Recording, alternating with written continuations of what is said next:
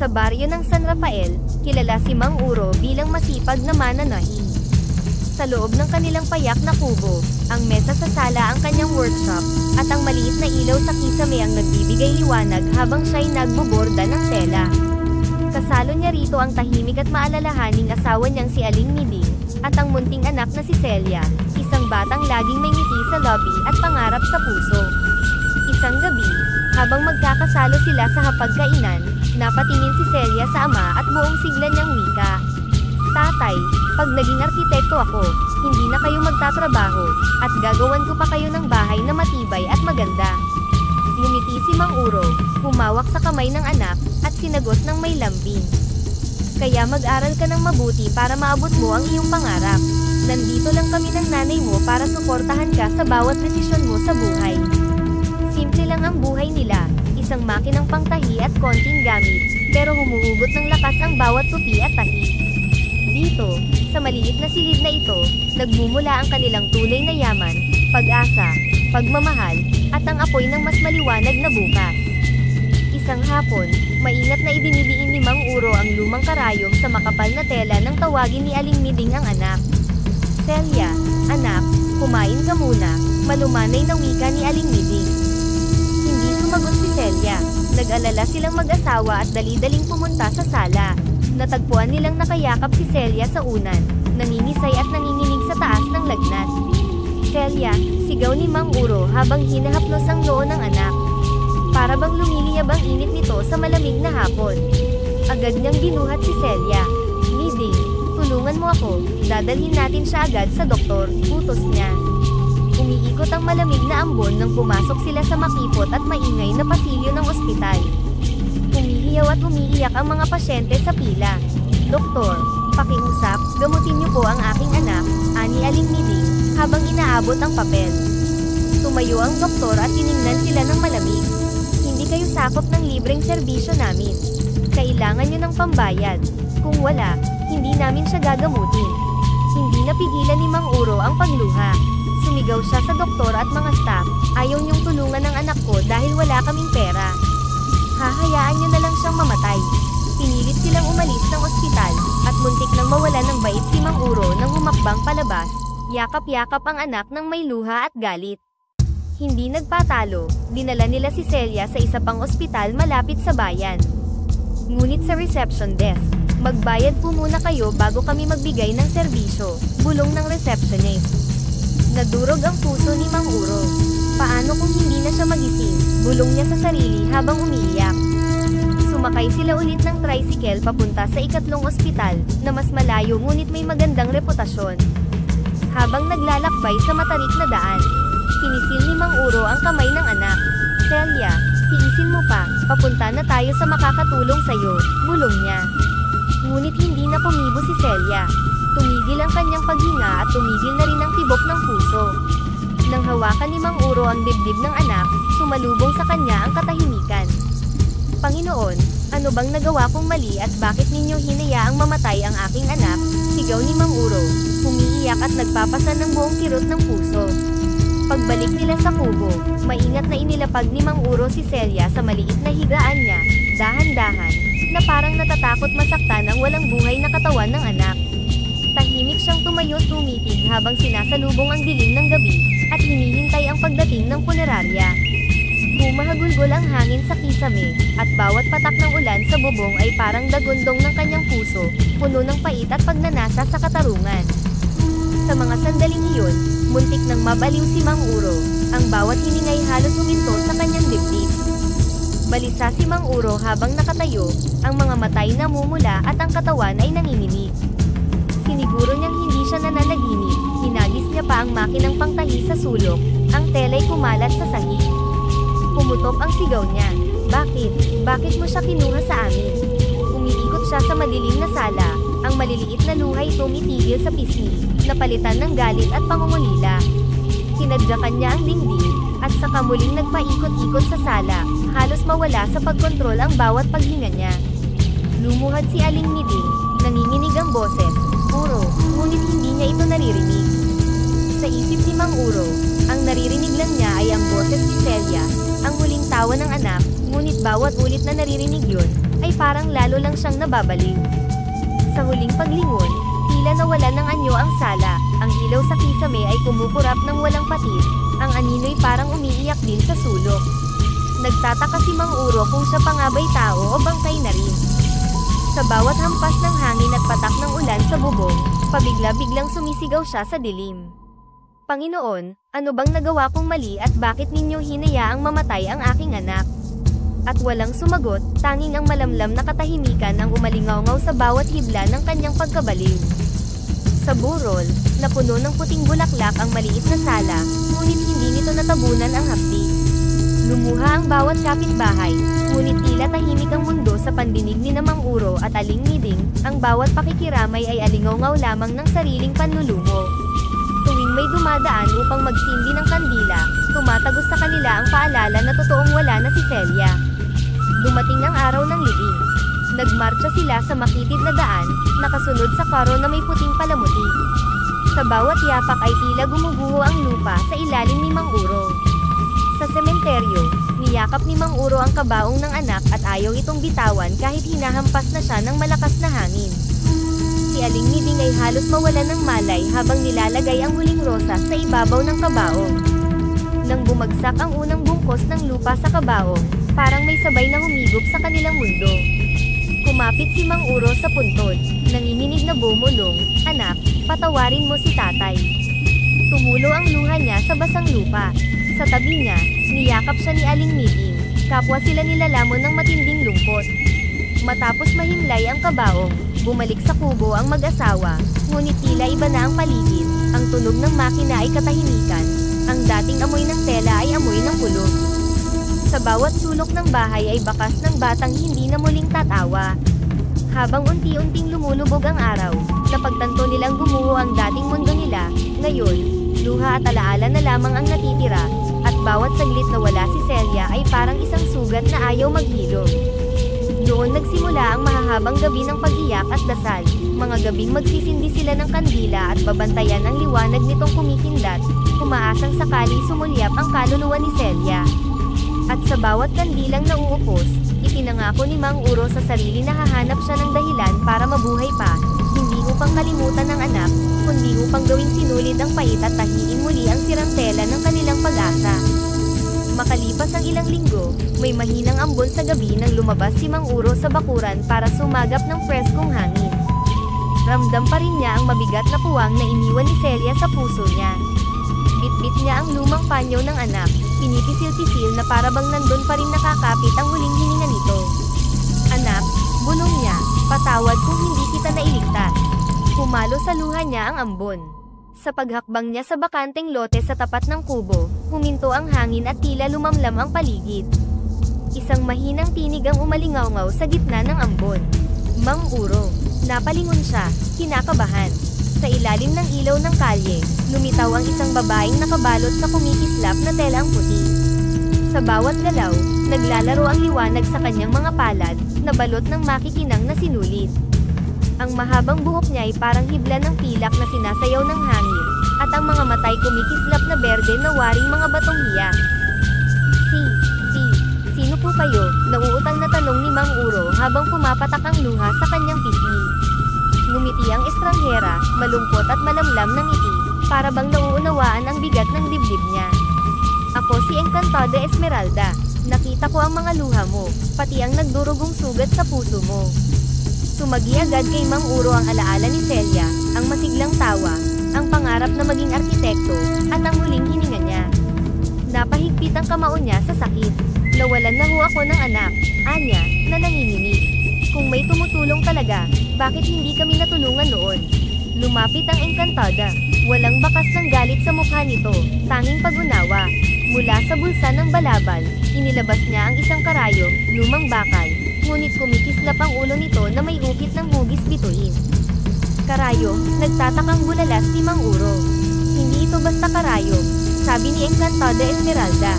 Sa bawat tusok nito, kusang nabubuo ang damit na kailangan, makinis, matibay, at maayos ang tahi. Tuwing gagamitin mo ito para sa kabutihan, may biyayang babalik sa iyo. Pero mangyayari lang iyon kung buo ang paniniwala mo at taos-pusong mananahika. Nabasa na ng ulan ang kanyang balikat, ngunit hindi niya iyon pinansin. Inabot ni Mang Uro ang karayom, na nanginginig ang kamay. Sa isip niya, karapat-dapat pa ba ako sa pag-asa? Paano kung mabigo na naman ako? Napansin yun ng engkantada at marahang nagsalita. Nandyan pa rin ang lungkot sa iyong puso, at hindi ito mawawala agad. Ngunit kung gagamitin mo ang karayom na ito para sa kabutihan, gagaling din ang sugat ng puso mo. Totoo po ba ito? Tanong ni Mang Uro, nababasag ang tinig. Baka guni-guni ko lang ito dahil sa sakit ng loob. Hinawakan ng engkantada ang kamay niyang nanginginig, at sa pagdampi ay may dumaaloy na init, hindi apoy, kundi tila haplos na nagpapatahan sa luha. Hindi guni-guni ang pag-asa, Mang Uro. Pero ikaw ang pipili kung tatanggapin mo ito o hindi. Naalala niya si Celia, ang huling haplos nito sa kanyang pisngi. Bumuntong hininga siya, masakit ngunit may bahid ng bagong lakas. Tumango siya ng buong puso. Kung ito ang paraan para maging biyaya ako sa iba, tatanggapin ko po ito, sabi niya. Pero engkantada, malungkot pa rin ako.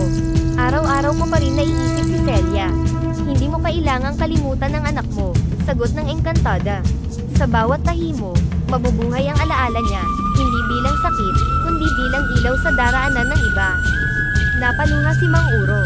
Hawak pa rin niya ang karayom. Dahan-dahan niya itong idinikit sa kanyang dibdib at huminga ng malalim. Salamat, bulong niya. Kahit madilim pa rin, may kaunting liwanag na ulit. Ngumiti ang engkantada, sabay atras na tila tinatangay ng ulap. Sa huling kisap ng kidlat, naglaho siya, iniwan sa malamig na palad ni Mang Uro ang karayom na kumikislap sa anyo ng bituin. Pagkaalis ng engkantada, lumakad pa uwi si Mang Uro sa gitna ng putik at malamig na ulan, mahigpit na hawak ang kumikislap na karayom. Bumabalik sa isip niya ang takot at alinlangan, paano kung hindi totoo ang nakita niya at mas masaktan pa siyang muli. Kasabay nito'y sumisiksik ang bahagyang pag-asa, marahil ito na ang unang hakbang palabas sa dilim.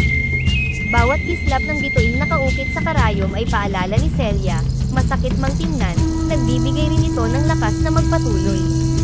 Sa puso niya ay nagpapasalamat siya dahil may tinig na tumugon sa mga dasal niya, kahit hindi na ibalik sa kanya ang kanyang pinakamamahal na anak. Ramdam pa rin niya ang bigat ng pangungulila, ngunit sa ilalim ng tunog ng ulan, may mumunting sigla na tumihibok. Pagdating sa pintuan ng kubo, sinalubong siya ni Aling Miding na may hawak na flashlight at bakas ng pag-aalala sa kanyang mukha. Ano yan, Uro? Mahina nitong tanong. Tinitigan ni Mang Uro ang kumikislap na karayom, pinahid ang luha sa kanyang pisngi, at mahinang sumagot siya, pag-asa, regalo ng langit sa gitna ng ulan. Alas 7 pa lang ng umaga, umupo na si Mang Uro sa harap ng makinang pangtahi. Umaambon sa labas, pero mainit ang tibok ng puso niya. Hawak niya ang karayom na may ukit na bituin, kumikislap ito kahit madilim ang silid. Subukan ko ngang gumawa ng mask, bulong niya, parang may kausap. Ipinasok niya ang puti na sinulid, at sa unang tusok pa lang ay ramdam niya ang tinis ng tahi. Parang kusa ang pagdikit ng tela. Sumilip si Aling Miding mula sa kusina. Kumusta dyan, Uro? Parang may buhay ang karayom, sagot niya, hindi maitago ang kanyang tuwa. Ang linis ng tahi, Miding. At walang sablay. Lumapit si Miding at hinaplos ang balikat niya. Salamat sa Diyos. Regalo talaga yan ng langit. Pagkalipas ng ilang oras, nakagawa si Mang Uro ng 36 na face mask. Pare-pareho ang laki at makinis ang gilid. Tinignan niya ang kahon at napaluha. Para kay Celia, mahinang sabi niya. Nag-arkila siya ng tricycle papuntang District Hospital. Kinabahan siya paglapit sa counter, naalala niya noong tinanggihan sila noon. Magandang araw po, mahinang bati niya. May dala akong mga mask. Baka po kailangan ninyo. Kinuha ng head nurse ang isa, sinuri, at ngumiti. Napakaganda ng tahi at matibay, wika nito. Ilang kahon ang kaya mo sa 3 araw. Nanlaki ang mata ni Mang Uro. Kung pagbubutihin ko, 10 kahon sa 3 araw po. Bibilhin naming lahat, sabi ng nurse. Maraming salamat, Mang Uro. Ang ganda ng tahi ninyo. Mabilis ang tibok ng dibdib niya. Binili nila lahat. Gabi na nang umuwi siyang may dalang bigas, sardinas, kaunting karne, at gamot para sa likod ni Aling Miding. Pagbukas niya ng pinto, sinalubong siya ng asawa. Anong nangyari? Tanong ni Aling Miding. Binili nila ang lahat ng mask. Halos maiyak siya. Kinuha Sinuri pa nila ang tahi ko. Niyakap siya ni Aling Miding. Salamat, Panginoon. Salamat, Celia. Paglipas ng 3 araw, dumating ang mensahero ng ospital kasama ang taga-City Hall. Mang Uro, sabi ng lalaki, kailangan namin ng bagong batch. Sa susunod na linggo, uniforms naman sa pampublikong eskwelahan, dahil maganda raw ang tahi ninyo. Maya-maya, nag-text naman ang catering sa kabilang baryo, pwede rin po ba kayong gumawa ng gown para sa debo, Mang Uro? Kayang-kaya mo yan, biro ni Aling Miding habang nagtitimpla ito ng kape. Nandito lang ako para tumulong. Sa unang kita niya sa pananahi, pinaayos agad ni Mang Uro ang butas sa bubong. Tahimik niyang pinanood ang karpintero habang nagtatrabaho. Sa wakas, buntong hininga niya, hindi natutulog kapag umuulan. Gantimpala iyan sa tiyaga mo, sabi ni Aling Miding. Ngumiti si Mang Uro, bagamat may kirot pa sa kanyang mga mata. Sa bawat tahi, kasama ko si Celia. Matapos may deliver ang unang batch ng uniforms, dumating ang isang guro at iniabot ang envelope. Pasasalamat ng paaralan, sabi nito. Sabi ng principal, bihira ang ganitong linis ng tahi. Lumundag ang puso ni Mang Uro. Maraming salamat po. Basta para sa mga guro, sisiguraduhin kong maayos at maganda ang tahi, karapat-dapat lang kayong paglingkuran ng buong puso. Ipinakita niya kay Aling Miding ang envelope, may dagdag na bayad at liham na papuri. Kahit hindi na natin kasama si Celia, parang nakangiti na rin siya, wika ni Aling Miding. Gabing-gabi na at nakaupo pa rin si Mang Uro sa tabi ng makina, nakatitig sa kumikislap na bituin sa karayom. May luha pa rin sa kanyang mata, pero may halo ng saya. Salamat, Celia, bulong niya. Sa bawat tahi, naaalala ka namin ng nanay mo, at natutulungan namin ng iba. Nilapitan siya ni Aling Miding at hinawakan ang balikat nito. Pahinga ka na, Uro. Bukas na ulit tayo tatahi. Nagpatay siya ng ilaw, at sa unang pagkakataon mula nang pumanaw si Celia, nakatulog siyang may bahagyang ngiti. Sa tulong ng mahiwagang karayom, ang punit na tela ng buhay nila ay unti-unti nang nabubuo sa bago at mas maliwanag na disenyo. Dumami ng dumami ang order ni Mang Uro, mask, uniforme, pati mag-agarang bestida. Masaya siya sa sunod-sunod na biyaya, pero kinakabahan din. Miding, sabi niya isang gabi habang binibilang ang tela, baka hindi ko kayanin ang dami ng gawain ito. Hinawakan ni Aling Miding ang kamay niya. May dahilan kung bakit dumarami ang biyaya, mahina niyang sagot. Magtiwala ka lang, kaya mo ito. Nandito ako lagi para tulungan ka. Kinabukasan, pagkagising nila, nakita nila ang mesa na balot ng liwanag. Nakahanay roon ang maraming kumikislap na karayom. Bawat isa ay may ukit na bituin tulad ng unang ibinigay ng Encantada. Napalunok si Mang Uro. Ito na ang sagot sa dasal ko, bulong niya. Magagamit natin ito sa mas maraming makina, at kukuha tayo ng mga tao para tumulong sa atin. Ngumiti si Aling Miding, sa mata ng asawa na silip niyang bumalik na ang dating sigla. Bago sila kumuha ng mga bagong mananahi, inayos muna nila ang lumang silid sa likod ng kubo, pinahaba ang mesa, nagdagdag ng ilaw, at maayos na inimbak ang mga tela. Pagkatapos may handa ang gawaan, nagpaskil sila ng paanyaya sa waiting shed at sa mga tindahan. Kailangan ng mananahi. Libre ang gamit, tapat ang bayad. Masipag at maingat lang ang kailangan. Lumipas pa ang ilang araw bago tumugon ang mga aplikante. Isang hapon, kumatok sa pinto sina Nanang Rosa, Andoy, at Lea, 3 taong sabik magtrabaho at kumita ng marangal. Dinala sila ni Mang Uro sa bagong ayos na gawaan at ipinakita ang mga makina. Ito ang ating mga makina, sabi niya. Sa bawat tahi ninyo, may mga ngiting mabubuo. Habang pinapahawak niya ang mga makina, bumulong siya sa hangin. Salamat Encantada Esmeralda. Ipagmamalasakit namin ito. Dama niya ang banayad na ihip, para bang tugon ng Encantada. Nagsimula silang mag-ensayo kinabukasan. Habang tinuturuan ni Mang Uro ang mga baguhan, napansin ng lahat na kakaiba ang daloy ng sinuli. Dumudulas ito ng tuwid at walang pumipigtas sa unang tahi. Nagulat si Lea at napangiti. Ang gaan po ng karayom. Si Andoy naman ay sumingit. Parang kusa kaming tinutulungan ng makina, Mang Uro. Hindi man nila alam ang hiwaga sa bituing ukit sa karayom. Dama nilang may mabuting biyayang dumadaloy habang nagsasanay sila sa mga makina. Napaluha si Nanang Rosa at habang pinapahid ang luha sa pisngi ay nagsalita. Salamat po sa pagkakataon, Mang Uro. Matagal ko ng pangarap ang ganitong hanap buhay. Lumipas ang ilang linggo at lalo pang umapaw ang mga order. Nadagdagan ng 200 face mask para sa health center, 300 uniforme para sa mga paaralan, at 60 bestida para sa pista ng bayan. Kada abot ni Aling Miding ng mga kahon na kargado ng tapos na mga damit, laging may kasunod na papuring bumabalik, isang nurse ang humanga sa linis ng mask na parang gawa sa pabrika, isang guro na humawak sa uniforme at nagsabing hindi napupunit kahit ilang laba, isang debutant ang lumingon sa salamin at sumigaw sa tuwa dahil eksakto sa katawan ang gown.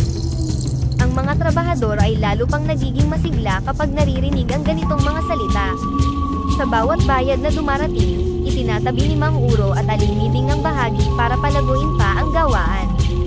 Isang hapon, habang umiihip ang malamig na hangin sa bintana, tinawag nila ang mga trabahador at iniabot sa bawat isa ang envelope na may dagdag kita at kalakip na liham ng pasasalamat. Galing ito sa sipag ninyo, sabi ni Mang Uro, na nakangiti. Huwag ninyong kalilimutan, bawat tahi natin ay may kasamang pag-asa. Yumuko si Nanang Rosa, nangingilid ang luha, at ibinulong na makakabili na siya ng gamot ng anak. Sumigla si Andoy, ikinwento niyang mababayaran na rin nila ang naipong bayarin sa kuryente. Isa-isa silang lumapit kay Mang Uro at Aling Miding upang magpasalamat. Habang nagkakatuwaan sa loob, dahan-daang humihihip sa labas ang banayad na hangin, tila maingat na pahaplos mula sa Encantada. Sandaling pumikit si Mang Uro at natanaw sa isip ang hugis bituin ng karayom. Sa laylayan ng liwanag ng bagong gawaan, pakiramdam niya'y nakangiti si Celia sa gilid, kasabay ng bawat pag-andar ng makina, at bawat sinulid na patuloy na naghahabi ng kabutihan. Sumikat ang pangalan ni Mang Uro sa buong bayan, maging sa mga karatig lugar ay binabanggit ang linis at ganda ng kanyang mga tahi, at kabaitan niya sa mga trabahador. Bago dumilim ang bawat araw, maririnig pa rin ang ugong ng 3 makina sa kanyang gawaan, habang dinadalhan ng kakanin ng mga kapitbahay si Aling Miding bilang pasasalamat. Sa unang pagkakataon, nakabili sila ng second-hand na pickup para sa delivery, at mas lalo pa nilang inayos ang kanilang gawaan, mas maliwanag, mas maaliwalas, at mas maayos para sa lahat ng nagtatahi. Sa kabilang dulo ng palengke, naninipat ang mata ni Mang Raul, dating hinahanga ang mananahi na ngayoy halos wala ng kliyente. Tuwing nasisilayan niya ang kahon na may tatak na, tahi ni Mang Uro, kumukulo ang inis sa dibdib niya. Hindi rin magtatagal ang swerte niyan, sigaw niya, habang unti-unting ginugusot ang lumang resibo sa kanyang kamay. Mula roon isinilang ang kanyang balak, ipalusot ang mga kahon ng sirang mga damit, may mantika, may talsik ng sigarilyo, may punit sa hita at los-los na bulsa, at isama ito sa rush delivery ni Mang Uro papunta sa pinakamalaking kumpanya sa bayan. Isang hapon, inilihim ni Mang Raul kay Boyet, ang bagong delivery boy, ang mga maruming kahon. Isingit mo lang yan sa last batch ni Uro, at dodoblehin ko ang bayad mo, bulong niya. Malambot ang konsensya ni Boyet, pero nilamon siya ng pangakong pera, at pagkatapos pinirmahan naman ni Lea at Andoy ang resibo ng hindi na binubuksan ang kahon, tiwala sila sa regular na supplier. Pagkalipas ng 3 araw, parang kulog na sunod-sunod ang reklamo. Unang tumawag ang purchasing officer ng kumpanya. Sir Uro, puno ng mantika at may butas ang 12 blouse. Paano nangyari to? Sunod naman ang text ng kanilang paboritong butik. May 5 kaming evening gown na luslos ang tahi sa bewang. At hindi na ito pwedeng ibenta. Hindi pa nakakahinga si Mang Uro nang dumating ang supervisor, may dalang bukas na kahon. Inilapag niya ito sa lamesa, lupot na uniforme, lawlaw na bestida, at bulsang may butas. Galit ang management, mariing sabi ng supervisor, bakas ang inis. 3 kahon ang ganito, at kung hindi nyo maipaliwanag, kakanselahin nila ang susunod na order. Nang kilatisin ni Mang Uro ang tahi, nanlamig ang tuhod niya, hindi yun sukat ng sinulid ng kanilang makina. Hindi po namin gawa ang mga ito, nanginginig ang boses niya. Pwede nating ikumpara sa ibang batch. Pero sintigas ng bakal ang mukha ng bisita. Kinabukasan, mula papuri ay kanselasyon na ang bawat tunog ng telepono. Sa gitna ng sagutan, isa-isang binura ni Lea ang pangalan ng mga kliyente sa whiteboard. Una ang Rivera Boutique na humingi ng paumanhin dahil lilipat daw muna sila ng supplier. Kasunod ang Santa Isabel Academy na nagpasabing hold daw muna ang order hanggat maliwanagan ang issue, at panghuli ang Provincial Hospital na nag-anunsyong i-freeze muna nila ang kontrata. Bawat pulang tuldok na ipinampalit sa dating listahan ay parang kalyo sa puso ng mga trabahador. Natulala si Nanang Rosa habang mahigpit na hawak ang lumang gunting, saka nagsalita ng garalgal, "Mang Uro, baka magsara tayo, nangako pa naman akong makabibili ng gamot sa anak ko." Humigpit ang dibdib ni Mang Uro habang tinititigan ang nangingilid na luha sa mga mata ni Lea at Andoy, silang pumirma sa resibo ng pinadalang mga kahon. Lumapit si Aling Miding, hinaplos ang balikat ng dalawa upang pakalmahin, ngunit ramdam pa rin nila ang panginginig. "Hindi nyo kasalanan ito," mariing wika ni Mang Uro, bagaman nanginginig din ang tinig. "May nagpasok ng mga kahon na puno ng sirang mga damit sa mga padala natin. Huwag kayong matakot, malalaman din natin kung sino ang gumawa nito." Pagkatapos isara ang pinto ng gawaan, naupo si Mang Uro sa gilid ng lamesa, yakap ang ulo. "Miding," mahina niyang sabi, parang bumalik yung gabing walang tumulong kay Celia. "Puro tayo pagsisikap, pero bakit ganito?" Hinawakan ni Aling Miding ang kamay niya. "Hindi tayo nagkulang sa linis at tiyaga. Kaya natin to. Titignan natin ang mga logbook, mga resibo. May bakas ang katotohanan." Tinipon nila ang mga trabahador sa sala. Malakas ang hampas ng hangin sa bintana, tila nakikiiyak sa kanila. "Mang Uro," nanginilid ang luha ni Lea, "kung mawalan po tayo ng kontrata, saan kami pupunta?" Pinisil ni Mang Uro ang bituin sa karayom na nakasuksok sa kanyang bulsa. "Masakit man isipin, pero katotohanan ang kakampi natin," matatag niyang tugon. "Huwag tayong bibitaw. Sa oras na lumitaw ang may sala, babalik ang tiwala nila." Walang nakatulog ng gabing iyon. Nang tumahimik na ang lahat, lumabas si Mang Uro sa bakanteng lote kung saan unang nagpakita ang Encantada. Dumampi ang malamig na hangin sa kanyang pisngi, parang haplos na nagpapaalala ng pag-asa. "Encantada," ibinulong niya, "ipakita mo sa amin ang liwanag. Hindi ko hahayaang sirain ng kasinungalingan ang pinaghirapan naming lahat." Walang kumikislap na sinag, ngunit sa dibdib niya, sumiklab ang munting init, paalala na huwag manghina. Bumalik siya sa gawaan at pinatay ang huling ilaw. Sa madilim na silid, naririnig pa rin niyang lumalagitik ang karayom sa makinang tumigil, parang paalala na kahit pansamantalang tumahimik ang tagumpay, handa itong muling umarangkada sa tamang sandali. Sa gitna ng malakas na hangin sa labas, narinig niya ang mahinang bulong ng pag-asa, darating din ang katarungan. Maagang kumatok ang kartero ng munisipyo, may hawak na envelope na may pulang tatak. Nang basahin ito ni Mang Uro, nakasaad na nasuspinde ang kanyang business permit, dahil sa reklamong maduming mga damit at mababang kalidad ng gawa, at bawal muna silang tumanggap ng bagong order. Kapag nagpatuloy sila, pagmumultahin sila at maaaring ipasara ang gawaan. Nanlaki ang mga mata ni Lea at Andoy sa likod niya. "Mang Uro, ibig sabihin, bawal muna tayong magtahi," bulong ni Lea. "Paano po ang sahod namin? May renta pa kami sa katapusan," nanginginig na sabi ni Andoy. "Mga anak, huwag niyo munang alalahanin yan," ani Mang Uro, bagamat sa loob-loob ay nag-aalala rin, paano ko pa sasahurin ng lahat kung pati permit ko ay suspendido. Pagka-uwi, naupo silang mag-asawa sa lamesa na puno ng resibo, logbook, at delivery list. "Miding, kung may pagkukulang man ako, pasensya ka na," mahinang buntong hininga ni Mang Uro. "Akala ko sapat na ang tiyaga ko para maprotektahan ka at ang mga trabahador." "Uro, hindi kasalanan ng magsikap, kasalanan ito ng nanira," sagot ni Aling Miding, habang hawak ang kamay ng asawa. "Ang kailangan lang natin, patunayan ang totoo." Kinabukasan, pumili si Mang Uro sa kooperatiba para sa emergency loan, 3 buwang pambayad sa pasahod, kuryente, at pagkain. Nanginginig sa kaba ang tuhod niya, ngunit nang marinig ang "Approved po Sir Uro," sumikip man ang dibdib sa bigat ng utang, ngunit sumilay pa rin ang kaunting pag-asa. Gabi-gabi, habang natutulog ang asawa, gising pa si Aling Miding, tanging madilaw na bumbilya sa kusina ang liwanag. Isa-isa niyang hinahanapan ng tugma ang serial number sa bawat resibo, nagtatype sa lumang laptop, at paulit-ulit binubuo ang position paper. Puro pulang marka ang screen sa pagod. "Miding, pahinga ka muna," bulong ni Mang Uro nang sumapit na ang 4:00 ng madaling araw, dahan-daang humahawak sa balikat niya. Kapag natapos ko tong spreadsheet, may laban na tayo. Kailangan malinaw ang tala natin, tugon ni Aling Miding, pilit na ngumingiti. Salamat, asawa ko. Hindi tatapang ang loob ko kung wala ka, pabulong na pasasalamat niya. Sa gawaan, tahimik na nililinis ni Leia ang mga makina kahit walang order. Tinitingnan ni Andoy ang sirang uniforme, ginuguhitan ng chalk na parang nagtitipon ng ebidensya. Si Nanang Rosa naman ay naglalagay ng barya sa maliit na lata sa altar. Para sa permit, Panginoon, at para kay Mang Uro na di sumusuko, bulong niya. Tuwing alas 4 ng hapon, nag-iikot si Mang Uro sa mga upuang wala nang nakaupo, di nadama ang katahimikang dating maingay na ugong ng makina. Mang Uro, pagbalik ng permit, babawi tayo.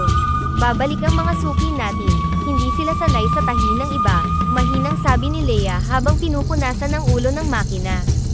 Oo anak, at pag nangyari yun, saya ulit ang maririnig nyo rito, sagot niya, pilit pinapatatag ang tinig. Isang gabi, lumabas silang mag-asawa sa bakanteng lote. Tinapik ni Mang Uro ang kanyang dibdib at bumulong sa malamig na hangin. Hindi ko alam kung naririnig mo, Encantada, pero gagamitin ko ang karayom na to para itahi ang katotohanan. Sumagot lamang ang malakas na ihip, tila paalala na may liwanag pa ring nakatago sa dilim. Pagbalik nila sa bahay, isinara nila ang pinto.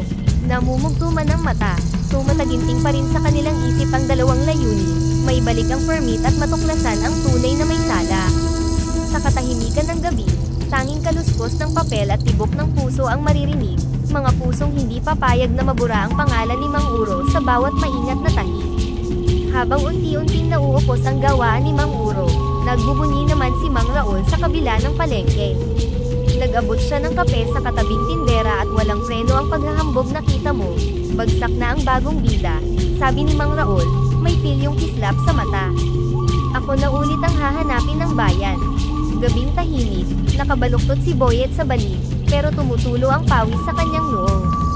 Biglang tumindi ang lamig sa silid, at tila umihip ang hangin mula sa sahig.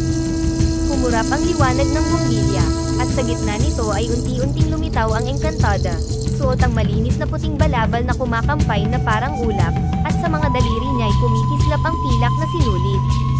Boyet, bawat sirang tahi ay may kasamang luha ng mga walang kasalanan. Mananatili ang bigat sa dibdib mo hanggat hindi mo inaamin ang ginawa mong mali. Sabi ng Encantada, mahina pero tumatama sa puso. Nanginginig si Boyet habang kumakabog ang kanyang dibdib. Patawad po, pera lang po ang hinabol ko, ungol niya, halos maiyak. Lumapit ang Encantada, at parang lumamig pa ang paligid. Sa liwanag ng kanyang balabal, naaninag ni Boyet ang larawan ng mga sirang bestida at maruruming blouse. Ilang pamilya ang guguho dahil sa kasinungalingan mo. Gisingin mo ang puso mo, sabi ng Encantada, at biglang naglaho sa ulap ng itim na usok. Napatayo si Boyet mula sa pagkakatulog, basang-basa ng pawis, humihingal, at nanginginig ang kamay. Sa palad niya ay parang may naiwang mahina, ngunit tiyak na kislap ng sinulit. Hindi ko na kaya, bulong niya. Dinampot niya ang envelope ng mga resibo, kopya ng chat kay Mang Raul, at litrato ng mga kahon na may sirang damit, hinanda niyang dalhin kay Mang Uro. Kinabukasan, bago ma-erase ni Leia ang isa pang nakanselang order sa pisara, biglang bumukas ang pinto. Namumutla si Boyet at mahigpit ang hawak sa makapal na folder. Mang Uro, patawarin niyo ako. Ako ang nagpasok ng mga kahon na puno ng sirang damit, inutusan ako ni Mang Raul. Narito po ang lahat ng ebidensya, wika niya, nanginginig. Nabitawan ni Leia ang basahan, si Andoy ay napakapit sa istante. Mabigat ang dibdib ni Mang Uro habang nakatitig kay Boyet. Anak, alam kong may nagutos sa'yo. Kung handa kang magsalita, sasamahan ka namin hanggang dulo, sagot niya, paus ng tinig. Lumapit si Aling Miding at kinuha ang folder. Salamat sa tapang mo na tumayo laban sa kasinungalingan, wika niya. Si Nanang Rosa ay nagdarasal ng tahimik, at sa mata ng bawat trabahador ay kumislap ang pag-asa. Matagal inayos ni Mang Uro at Aling Miding ang chat logs, resibo at litrato ng mga sirang damit. Paminsan-minsan, hinahawakan ni Mang Uro ang kanyang noo. Panginoon, matapos na sana ang bangungot na ito, bulong niya. Si Aling Miding, pulang-pula na ang mga mata sa puyat, ay tumitig sa spreadsheet. Kailangan malinaw lahat ng detalye. Ito ang magiging sandata namin. Sabi niya, pinatatag ang loob kahit pagod. Siksikan sila sa barangay hall. Sa kaliwa, si Mang Uro, Aling Niding, Boyet, at mga trabahador. Sa kanan, si Mang Raul, kinakabig ang lukot na puwelyo. Umupo si Kapitan at ang mga kagawad sa gitna. May bagong salaysay at ebidensya, sabi ni Kapitan sa malamig na tinig. Boyet, pakinggan ka namin. Nanginginig si Boyet sa umpisa, ngunit lalong lumalakas habang nagsasalita. Ikinwento niyang binayaran siya ni Mang Raul para isingit ang mga kahon ng sirang damit, at ipinakita niya ang chat na naguutos, ibili mo ng mamahaling cellphone yung sobra, mensahe ni Mang Raul. Iniharap naman ni Aling Niding ang serial number na hindi tugma sa bodega, ipinagkumpara rin ni Lea ang larawan ng malinis nilang tahi, sa tabi ng makapal na sinulit sa sirang bestida. Tumango ang inspektor nang habang nagbubulungan ang mga kagawad. Namumutla si Mang Raul, kasinungalingan. Gawa-gawa yan, sigaw niya. Subalit nang ilahad ang resibo ng money transfer na nakapangalan sa kanya, napaupo siya, halos paluhod. Naipit lang ako, wala nang bumibili sa akin, inisip ko lang ang kabuhayan ko, daragdan niyang pag-amin. Ang inggit ay hindi dahilan para sirain ang kabuhayan ng iba, sabi ni Kapitan, bago ipasa ang kaso sa pulisya para sa mas malalim na investigasyon. Hindi sila naglabas ng pinal na desisyon, ngunit malinaw ang kanilang tindig, kailangang managot si Mang Raul sa ginawa niyang paninira kay Mang Uro. Paglabas sa barangay hall, napaiyak si Lea sa tuwa, yumuko si Andoy at hinawakan ng balikat ni Nanang Rosa na nagdarasal. Umiyak si Aling Niding ngunit nakangiti. Sa unang pagkakataon sa maraming linggo, kumislap ang dating liwanag sa mata ni Mang Uro. Salamat sa tapang mo, anak. Hindi namin makakalimutan to, wika ni Mang Uro, hawak ang nanginginig pa ring si Boyet. Mang Uro, mas natatakot po akong bitbitin habang buhay ang aking kasalanan, sagot ni Boyet, humihikbi. Pagkalipas ng ilang araw, bitbit na ni Mang Uro ang naibalik na permit na parang gintong medalya. Niding, nakatayo pa rin tayo, bulong niya. Higit pa, dala natin ang pangarap ng bawat isa sa atin, tugon ni Aling Niding, tinuro ang mga trabahador na nakangiting sumusunod. Pagdating sa gawaan, sinindihan nila ang bumbilya sa kisame. Humislap ang bituin sa karayom ni Mang Uro. Pinaandar ni Andoy ang makina, at muling napuno ng masayang ugong ang silid. Sa labas, humaplos ang banayad na hangin. Sa gilid ng bakanteng lote, humislap sandali ang isang sinulid bago naglaho, parang ngiti ng engkantada, paalala na ang bawat tapat na tahi, kahit dumisan ng inggit, ay babalik pa rin sa liwanag ng dangal. Mula nang maibalik ang business permit, agad bumalik si Mang Uro sa makinang pangtahi. Malinis uli ang kanyang pangalan, at parang napakagaan ng bawat hila ng sinulid. Sa unang linggo nakagawa sila ng 50 blouse, sa ikalawang linggo, napuno nila ang 10 kahon ng bagong uniforme. Uro, ang daming order ulit, tuwang-tuwa si Aling Niding habang hawak-hawak ang listahan. Sa wakas, mapapalagyan na natin ng maayos na bentilador at dagdag na ilaw ang gawaan. Simula na ulit ng pagbangon natin, Niding, tugon ni Mang Uro, kumikislap ang pawis sa kanyang noo. Makakaipon na tayo para makabili pa ng mas marami pang makina. Di nagtagal, nakabili nga sila ng mga bagong makina. Kinahapunan, pinapirma ni Mang Uro si Lea, Andoy at Nanang Rosa sa resibo. Akin na po yang isa, sigaw ni Lea, parang batang nakakita ng regalo. Hahabol ako sa sipag mo, Lea, biro ni Andoy habang hinahaplos ang bagong pedal. Mga anak, wika ni Mang Uro, ang makinang ito'y hindi lang bakal, puhunan yan ng bawat pangarap nating sama-sama. Paglipas ng 2 buwan, natapos ang lahat ng pagkukumpuni sa bahay, bagong bubong, sementadong dingding, matibay na pinto. Isang gabi, nakaupo ang mag-asawa sa bagong balcony. Hindi na tayo nababahala sa anumang darating, nakatayo na tayo ng buo, bulong ni Aling Niding, sumandal sa balikat ng asawa. Bawat patak ng pawis mo, Niding, nakikita ko rito, tugon ni Mang Uro, mahigpit ang hawak sa kamay ng asawa. Pagkalipas ng ilang buwan, halos araw-araw ng puno ang schedule ng gawaan. Sunod-sunod na ang order mula sa iba't ibang bayan. Mang Uro, bakit di tayo lumipat sa mas malaking lugar, mungkahi ni Andoy. Pinag-usapan nilang mag-asawa, kung uupa tayo, sayang ang renta, sabi ni Mang Uro. Mas mabuti pang gumawa tayo ng sarili nating pabrika, sagot ni Aling Miding, habang nakatingin sa calculator. Ipinagbili nila ang lumang pickup bilang down payment sa bakanteng lote sa bakana ng bayan. Tumulong ang mga kapitbahay, may naghila ng yero, may nagkarga ng hollow blocks, at si Lea na may tinapos ang pagpipintura sa divider. Sa loob ng 3 linggo, naitayo ang tahian ni Mang Uro. Mayroon itong 30 makinang pangtahi, istante ng tela hanggang kisame, at sariling delivery area. Sa unang araw ng operasyon, kabado si Lea. Mang Uro, baka malugi tayo kung hindi natin mapuno to. Ngumiti si Mang Uro. Kung sa dating kubo ay napuno natin ng galing at sipag, mas kaya natin dito. Hapan na nang magsabay-sabay ang huni ng mga makina. Mang Uro, 10 gown ang natapos ko, sigaw ni Nanang Rosa mula sa kabilang hanay. Pantay na pantay ang tahi, parang gawa sa mall, tugon ni Andoy. Hinaplos ni Aling Miding ang bagong pinturang pader. Tuwing humuhuni ang mga makinang ito, parang naririnig ko ang aking mga dasal na sinagot, wika niya. At hindi tayo titigil, sagot ni Mang Uro. Para kay Celia, at para sa lahat ng taong naniniwala sa talim ng karayom na may pag-asa. Isang umaga, dumating ang email galing sa regional buyer ng Ever East Malls. Kailangan nila ng 1,000 Christmas wear, 500 work uniform, at 150 evening gown sa loob ng 3 buwan. Napatitig si Aling Miding sa screen. Puro, pangarap lang natin dati ang mall na yan. Kailangan natin itong tanggapin, sagot ni Mang Uro. Halatang halong kaba at tuwa ang kinikislap sa mata. Tinipon niya ang lahat, may bagong hamon. Doble ang sipag, doble ang kita. Kaya natin yan, sigaw ni Lea. Ire-recruit ko si Kay at si Junjun, mga kaklase ko sa TESDA. Tawagin niyo sila, tatanggap pa tayo ng higit 20 bagong mananahi, tugon ni Mang Uro. At magpapaskin na rin tayo para sa karagdagang cutter, taga-sukat, at taga-inspection. Lumalaki na tayo, kailangan natin ng mas maraming kamay. Dumating ang buyer para tingnan ng samples. Sinukat niya ang gown. Napakagaganda ng mga gown, mas kilaylayan, ay palido, walang wavy edge.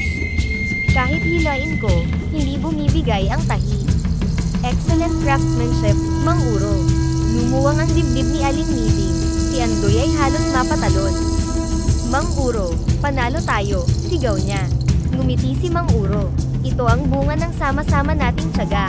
Sa unang linggo ng produksyon, binantayan ni Mang Uro ang bawat linya.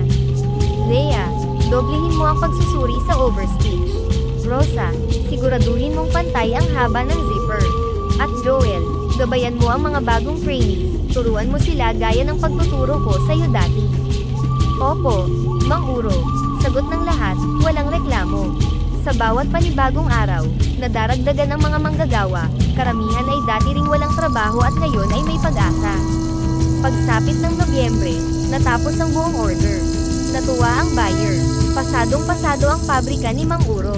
Ihahanda ko na ang kontratang pang-summer collection. Pagdating ng bonus day, tinipon ni Mang Uro ang buong pabrika. Dahil sa sipag ninyo, may karagdagang insentibo kayo, sabi niya, iniabot ang envelope sa bawat isa. Luhaang ngumiti si Lea. Mang Uro, maraming salamat, hindi ko inaasahan po ito. Tumakbo si Andoy at tinawagan ang kanyang ina. Nay, mababayaran na natin ang utang sa kuryente. Kinagabihan, nag-ikot sa pabrika sina Mang Uro at Aling Miding. Dati, binibilang ko lang kung umiikot pa ang lumang makina. Ngayon, 30 na ang tumutunog, bulong ni Mang Uro. At bawat tunog, alaala ni Celia, tugon ni Miding, nakatingin sa hugis bituin na karayom na nakadisplay sa opisina. Kahit wala siya, gumagawa tayo ng ginhawa para sa iba. Dumampi ang malamig na simoy mula sa bintana. Sa gilid ng pasilyo, tila kumislap muli ang sinulid ng Encantada, parang pasasalamat na lumulutang sa hangin. Ngumiti si Mang Uro at hinawakan ang garapon ng mga natitirang mahiwagang karayom. Marami pa tayong karayom na bigay ng Encantada. Gamitin natin ito, hindi lang para sa atin, kundi para sa mga trabahador natin at sa kahit sinong nangangailangan, bulong niya kay Aling Miding. Tumango si Aling Miding, pinisil ang kamay ng asawa. Habang may sinulid at karayom, magtatahi pa tayo ng pag-asa para sa iba. Lumipas ang 2 taon mula nang makuha ni Mang Uro ang malaking kontrata sa mall. Palaki ng palaki ang kanilang pabrika, may accounting team na, ilang mga delivery van, at munting showroom. Pero sa bawat ugong ng makina, bumabalik sa isip ni Mang Uro ang malamig na kamay ni Celia noong gabing tinanggihan sila ng ospital. Tahimik ang veranda habang nakalatag sa mesa ang laptop ni Aling Niding, tinitingnan ang listahan ng mga babayarang mga bills. Sa dilaw na ilaw ng bumbilya, magkadikit nilang sinusuri ang magugulong numero. Marami pa tayong sobra, mahina pero matatag na sabi ni Aling Niding, habang nakatingin sa lumang laptop. Kung maglalaan tayo ng 10% ng kita, kaya nating tustusan ng mahigit 20 operasyon sa ospital bawat buwan. Hindi mababayaran ng pera ang buhay ng tao, tugon ni Mang Uro. Marahang hinihimas ang garapon ng kumikislap na mahiwagang karayom, pero maiiwasan nating danasin ng iba ang nangyari kay Celia, nang tanggihan siyang gamutin dahil sa wala tayong pera. Bawat karayom, isang pag-asa, sagot ni Aling Niding, habang hawak ang kamay ng asawa. Magkasabay silang lumagda, at sa dulo ng tinta nagsiklab ang pangakong magiging totoo. Sa covered court ng bayan, nagtipon ang mga residente at ilang doktor. Iilan lang ang bumbilya, pero sapat iyon para makita ang luha sa mata ng marami. Nagsalita si Mang Uro, dinala namin si Celia sa ospital noong gabing nangingisay siya sa taas ng lagnat, nilunok ni Mang Uro ang bigat na matagal nang nakakulong sa kanyang dibdib. Kumakatok kami. Nakiusap, pero hindi siya tinanggap. Dahil wala kaming perang pambayad. Napapikit siya, bahagyang nanginginig ang tinig. Pinanood kong unti-unting nanghina ang anak ko sa labas ng pinto ng ospital. At sa loob ng tricycle, habang hawak ko ang maliit niyang kamay, unti-unting nawala ang buhay niya, at wala akong nagawa kundi umiyak. Tahimik ang buong lugar. Hindi lang ang hininga ng mga tao ang huminto, pati ang puso ng bawat magulang na nakaupo sa harap ay tila nadurog kasama ng kanya. Ayaw naming may makaranas ng ganoon, patuloy niya, halos pabulong ngunit malinaw na tumatagos. Yung pakiramdam na gustong-gusto mong isalba ang minamahal mong anak, pero sarado ang mga pinto dahil kulang ka sa pera. Kaya hanggat humahataw ang mga makinang pangtahi namin, sisiguraduhin naming may tutulong, may aagapay sa inyo, lalo na sa oras ng pinakamatinding pangangailangan. Doon sumambulat ang palakpak at hikbi, hindi iyon basta pag-ingay, kundi pag-iyak ng damdaming tinamaan. Sa gilid ng entablado, napaluhod si Aling Niding habang mahigpit na yakap ang larawan ni Celia, hindi lang isang alaala, kundi isang pangakong kailanmay hindi na muling mauulit ang sakit na iyon sa iba. At simula noon, tinulungan nila ang maraming pasyente, mga taong hindi nila kadugo, pero itinuring nilang pamilya. Mga buhay na nabigyan ng pangalawang pagkakataon, salamat sa pananahing may puso. Si Carla, 7 taong gulang, naoperahan agad sa appendicitis. Yakap ni Aling Dina ang bata habang umaagos ang luha. Kung hindi po kayo dumating, baka pumutok na ang appendix niya. Salamat po, dasal lang po at pasasalamat ang kaya kong ibalik, nanginginig ang tinig ng ina. Sapat na sa amin ang inyong dasal at pasasalamat, mahinang tugon ni Mang Uro, tinapik ang balikat ni Aling Dina. Isabuhay na lang ninyo ang kabutihan. Si Romy, isang delivery rider, ay nasagasaan habang nagde-deliver. Hawak niya ang maliit na rosaryo, nanginginig ang boses. Sir, ma'am, wala po akong ipon, kung wala po kayo, baka putol na itong pa ako. Pinunasan ni Mang Uro ang kanyang mga luha habang pinapakinggan si Romy. Ang motor ay napapalitan, bulong ni Uro, pero ang buhay mo, at ang pangarap mo sa 2 anak mo, yan ang gusto naming iligtas. Ang sanggol ni Mang Esteban, na ipinanganak ng kulang sa buwan, na nakalagay pa rin sa isang incubator. Iniabot ng mag-asawa ang envelope ng resibo, at keychain na munting bote ng gatas bilang pasasalamat. Nang sabihin niyong sasagutin niyo po ang bill, nawala ang takot ko, umiiyak na wika ng ina. Ang bawat patak ng gatas na yan ay patak ng pag-asa, hinaplos ni Aling Niding ang ibabaw ng incubator ng sanggol. Ipasa ninyo ang kabutihan sa ibabalang araw. Gabi-gabi, ay may kumakatok sa opisina, kakanina nakabalot sa dahon, bayong ng saging, supot ng prutas, o liham sa maliit na papel. Iisa ang laman, ang taos-pusong pasasalamat. Hindi ko na kailangang mamalimos sa bangko, sulat ni Ginoong Pacheco, ama ng na-stroke na tinustusan nila Mang Uro ang therapy. Hindi na nanginginig ang kamay ko habang pumipirma ng waiver, liham ni Neri, dalagang ang inay na operahan sa puso. Salamat dahil niligtas niyo po ako sa pagtanggi ng mundo, sulat ni Arnel, batang gumaling sa dengue. Isinabot ni Aling Miding ang bawat mensahe sa bulletin board, unti-unting naging makukulay na kumot ng kwento ang dingding. Kapag napapagod siya, tinititigan ito at parang may kamay na marahang humahaplos sa kanyang balikat.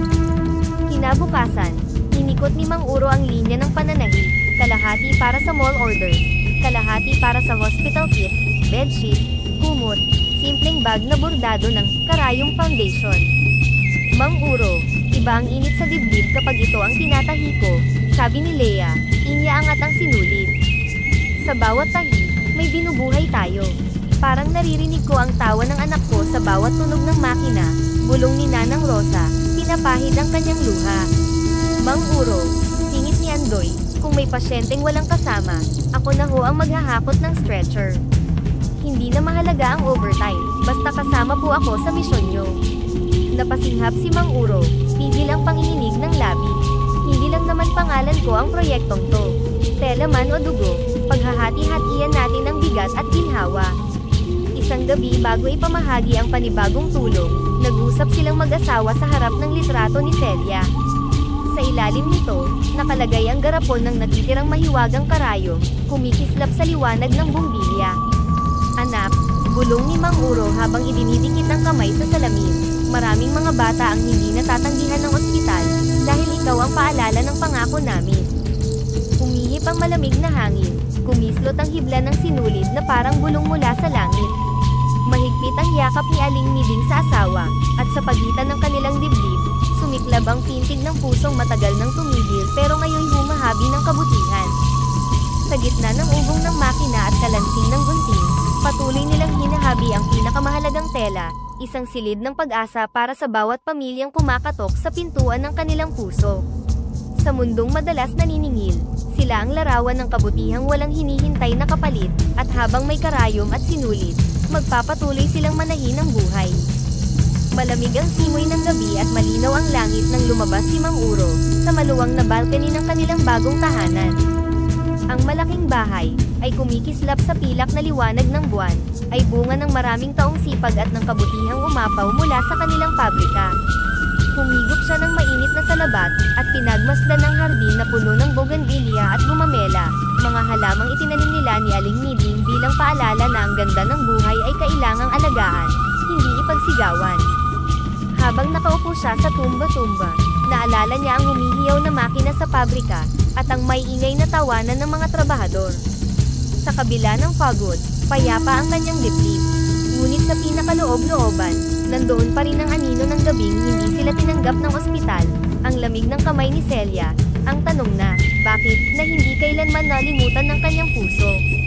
Biglang humaplos ang hangin, may dalang halimuyak ng sampagita at isang malamlam na sinag na parang galing sa bituin. Kumislap ang damuhan sa gitna ng bakuran, at mula roon ay umusbong ang pamilyar na liwanag.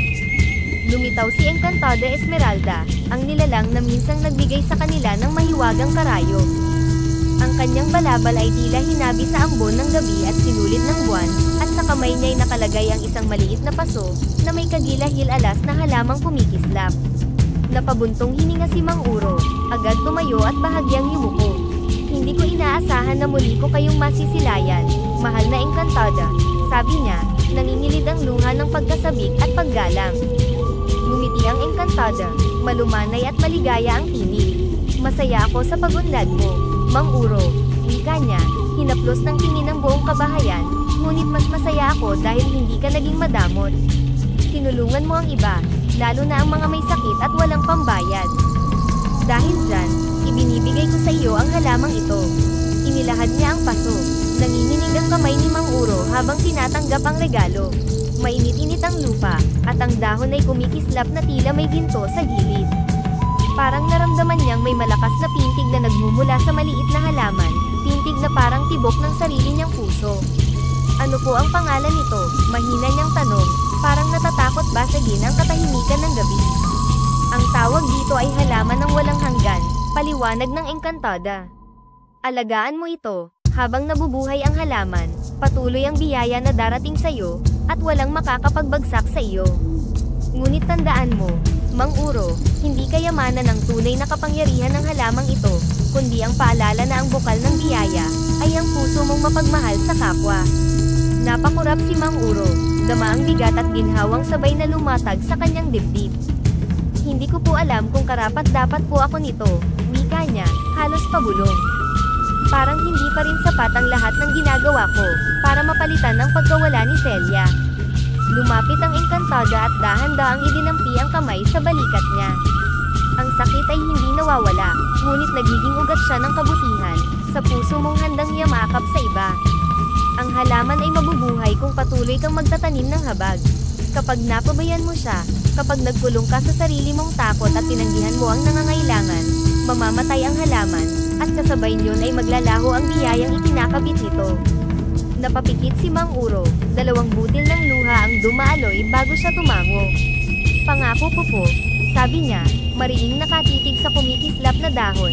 Aalagaan ko po ito gaya ng pag-aalaga namin ni Miding sa bawat batang may lagnat, sa bawat inang walang pangpa-opera, sa bawat amang niyayakap ang takot sa piling ng karamdaman.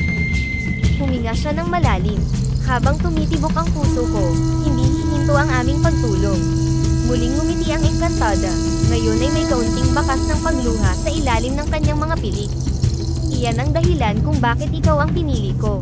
Ang kayamanan mo ay hindi nasusukat sa laki ng bahay mo, kundi sa lawak ng mga kamay mong handang umalalay. Ipagpatuloy mo iyan, at yayabong ang halaman ng walang hanggan, magiging lilam ito ng mga pagod, at magiging bunga ng mga pangarap. Mula sa pinto, lumabas si Aling Miding, may maliit na flashlight.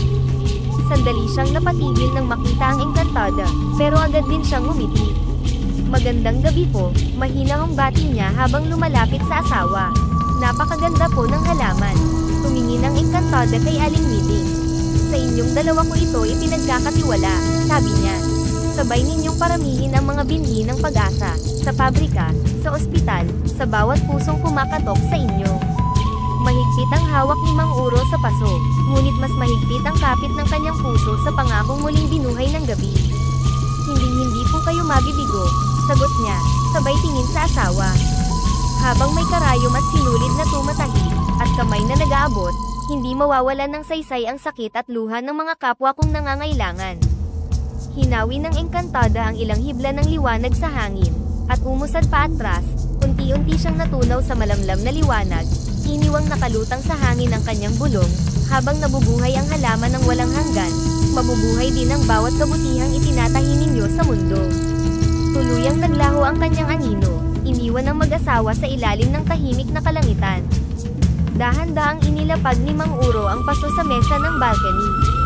Pinagmasdan nilang mag-asawa ang kumikislap na dahon, at naramdaman nila ang paghaplos ng malamig na hangin, parang yakap ni Celia, puno ng lambing at pag-asang walang hanggan.